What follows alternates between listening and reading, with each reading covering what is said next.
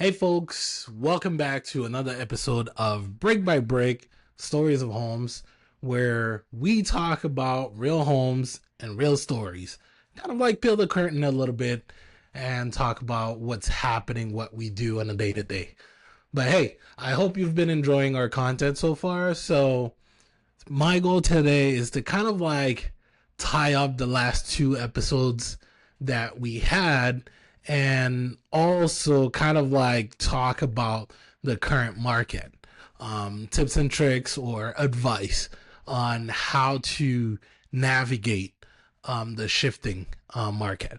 Now, last couple episodes, I talked about my experience with flipping, basically how I took a high risk and how I paid with tears, sweat, and blood and got a high reward on the back end. I mean, hey, I like to call it priceless. I don't know if I want to say high reward, but it was my priceless Harvard education. But hey, whoop. Um, then learning through these challenges.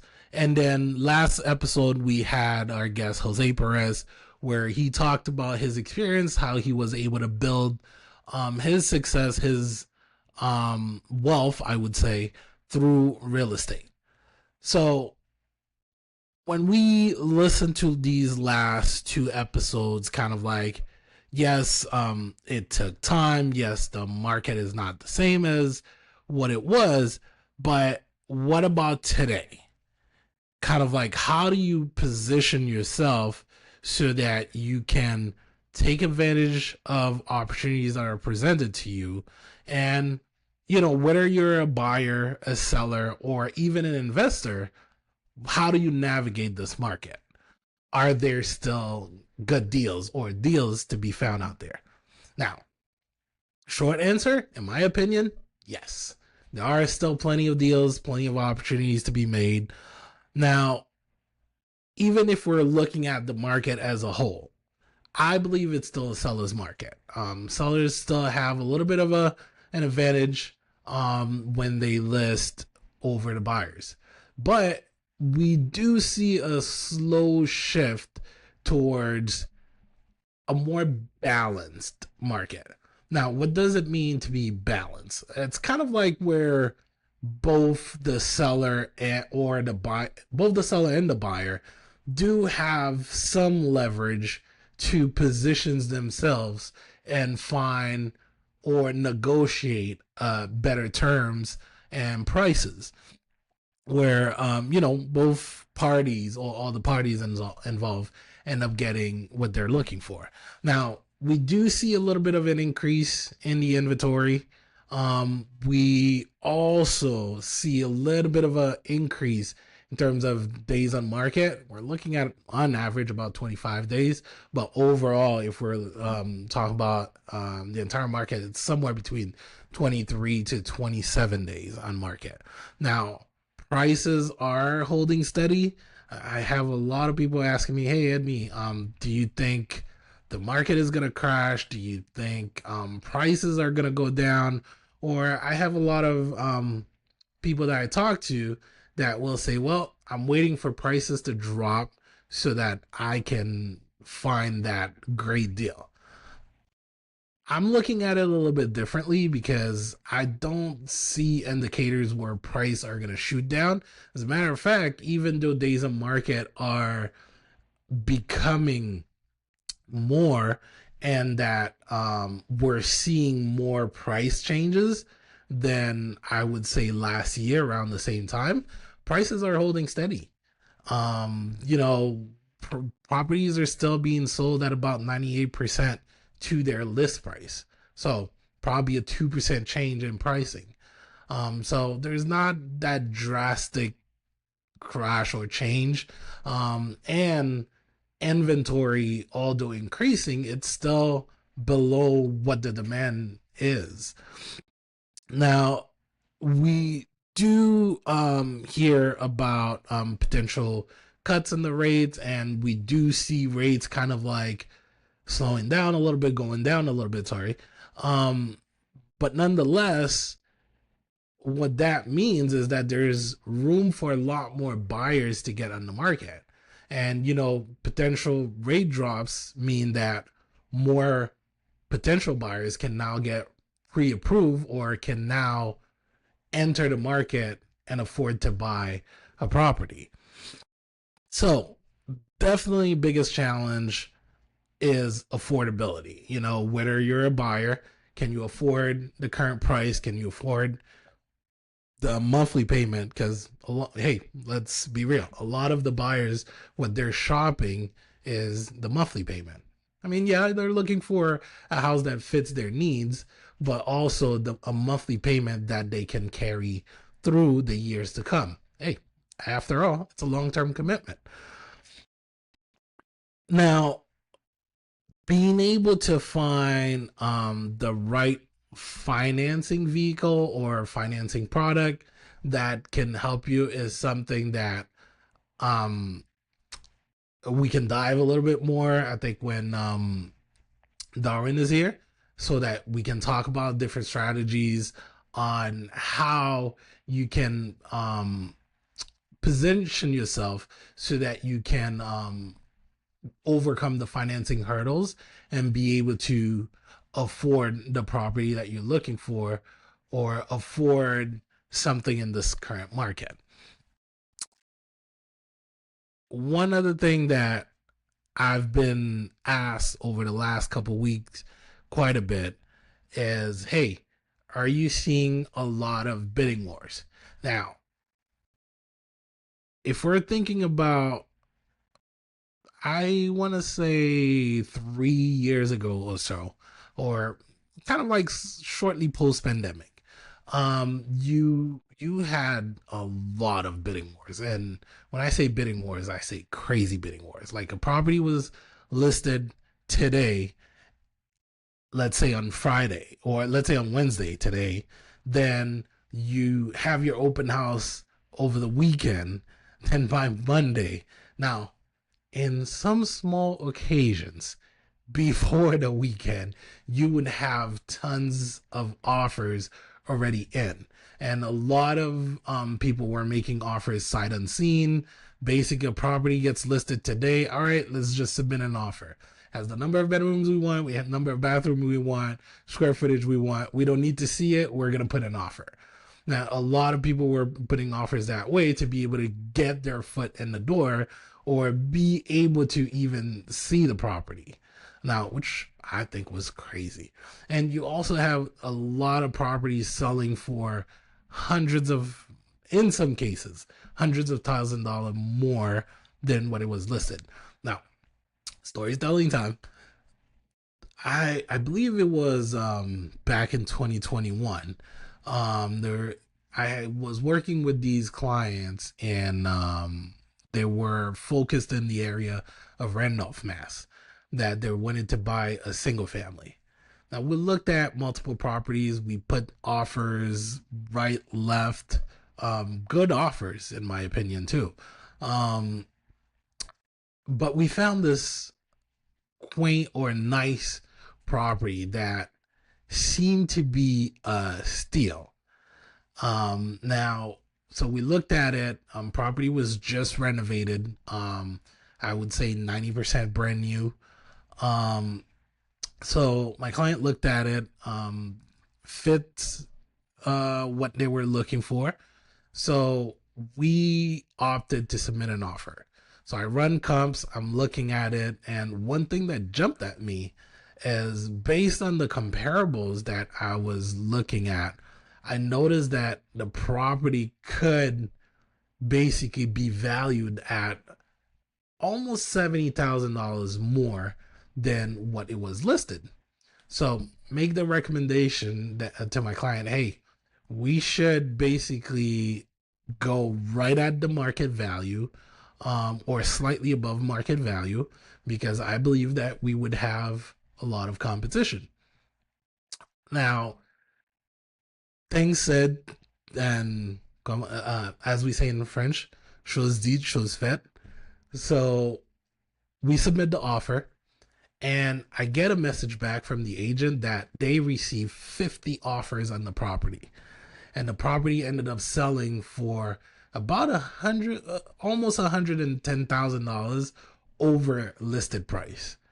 Now, this is, to me, this was crazy. This was mind boggling.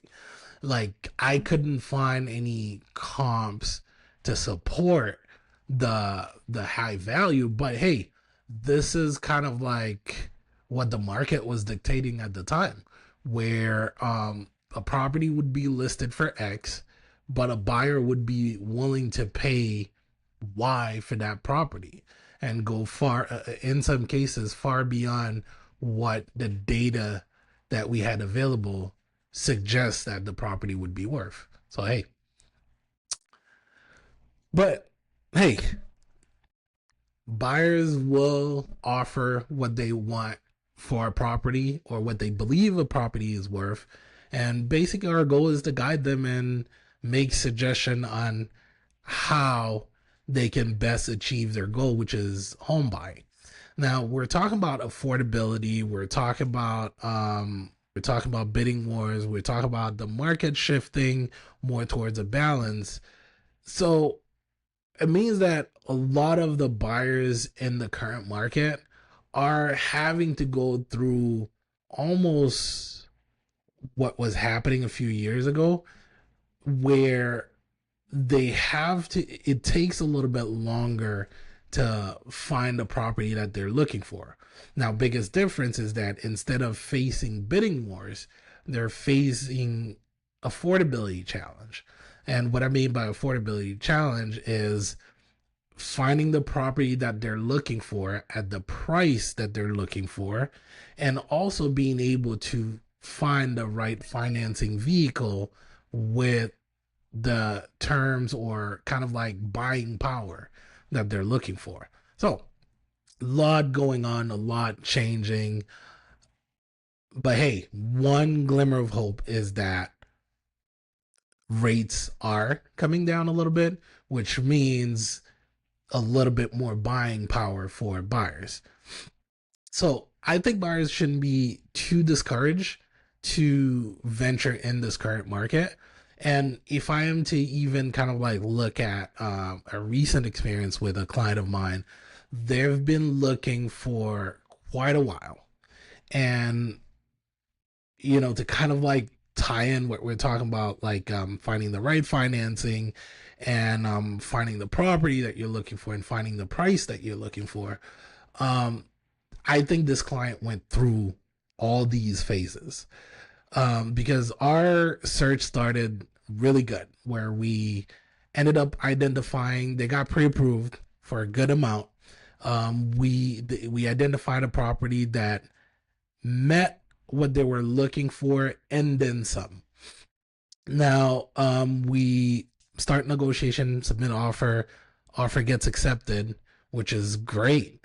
And as we're moving along, so everything was kind of like just rolling through until a couple weeks in.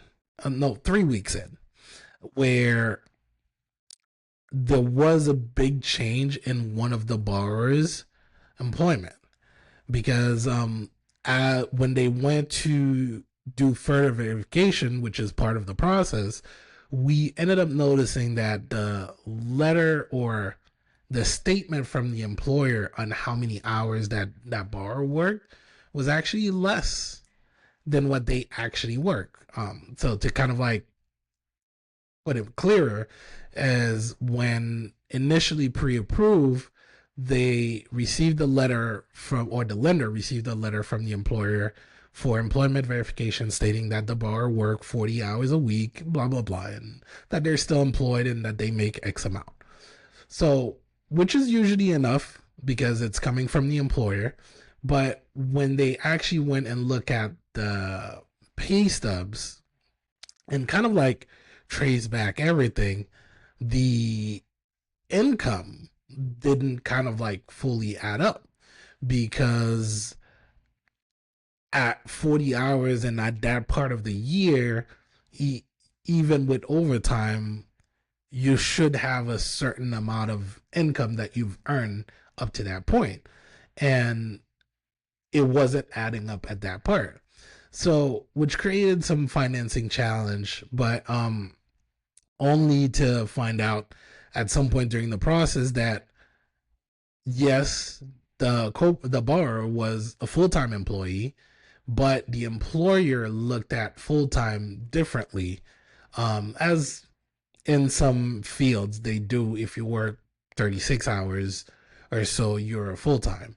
But I believe with this employer, it was about 32 hours where they were considered full time, and they could get the extra hours to 40, but most likely they would end up with some overtime. So it was a little bit interesting, but it ended up derailing the financing where they ended up losing on the property because nothing could line up to support the amount of the pre-approval. So they let the property go. We start back on the search where we identify a lower price point that they should target, and then we go on the search for another property. So we found a second property, which again was great, but same thing, or financing hurdle again, where we were right around tax season at that time. And when the borrower filed their new taxes, they ended up with less income, which basically, as self employed, they claim too much expenses, or they claim a lot of expenses, which left very little income to be able to afford the mortgage at the price targeted. So again, same issue. We had financing challenges where they could purchase the property, but they had to come up with more money. So we negotiated with the seller, try to get some additional seller concessions, and but at the end of the day, it ended up being too much time where the seller ended up backing out of the deal. So that was their second loss. So they took some time to kind of like work and then kind of like pay down some of their debts so that they could purchase at the the rate that they or at the price point that they wanted, because going lower meant that they wouldn't find what they were actually looking for. So same thing again. After a 6 months period, they've paid down a good number of their debts. Uh, so we kind of like came through 2025 at this point. So we started a search again. Started the search. We identified another property, negotiated on the purchase price, and also negotiated some seller concessions. And so same thing again. This is kind of like where at that point I was like, oh my god, is it becoming kind of like cliche? Is it gonna be the same thing with this borrower? Where same thing, because they're self-employed, the way that they're filing taxes is hurting them in terms of being able to purchase the the property that they were looking for. But this time around, we quote unquote had gone through this, so we were kind of like a little bit more prepared for them. So we were able to negotiate some additional seller concessions, and I basically, I'm happy to say now that they own their first property. But although this situation was unique, it kind of like highlights the whole part of preparation ahead of time. When you sit down and you meet with your team, and that is the loan officer, the realtor that you're working with, um, attorney that will be representing you as part of the purchase. So it's good to kind of like prepare and kind of like tee yourself up so that you can be ready for whatever situation happens throughout the process. Because yes, buying is great, investing is great. Things do happen during the process, and you want to be ready to handle it, and you want to have your team as prepared as possible. So Yeah, this is like from the buyer's perspective. Now, on the seller's perspective, remember, you're looking at more days on market. You're looking at properties kind of like not selling as at higher prices as they were a couple of years ago, but properties are still selling. So this is again where preparation is important, where you have to trust your team, and kind of like your team needs to have the right process to help navigate the current market that we're in. And story time again, like I love. So I have this client that we represented recently. This was a difficult situation where the client's husband passed away, but unfortunately, prior to his passing, he had refinanced the property and did not add his wife's name on the mortgage this time around, or even on the deed. So when he passed away, since he had no wills and his kids were underage, there was no directive on what to do with the property or what to happen. And what the issue that was being presented to this client at that time too was the fact that the mortgage hadn't been paid for a few months, and now the widow had no way to find out access the mortgage so that to make the payments, and basically couldn't even talk to the mortgage company because she was not authorized. um so we came in, we sat down, had a consult, talked a little bit. Then we ended up introducing her to a probate attorney who got that process started. So it took a few months, but now came time to list the property, because at that point the decision was to sell the property so that they could kind of like utilize the profit to take care of things that they needed. So we sat down, we had a strategy on pricing, priced the property, listed, we had open house, um, all in all, decent traffic on the property. But one thing that started hurting was the property needed some care, needed some TLC, as we like to put it. But a lot of the buyers that were coming through, although the pricing was attractive, and we were getting showings by the numbers, but the property wasn't moving. So one of the things that we ended up having to do was a conversation on how to reposition the property on pricing.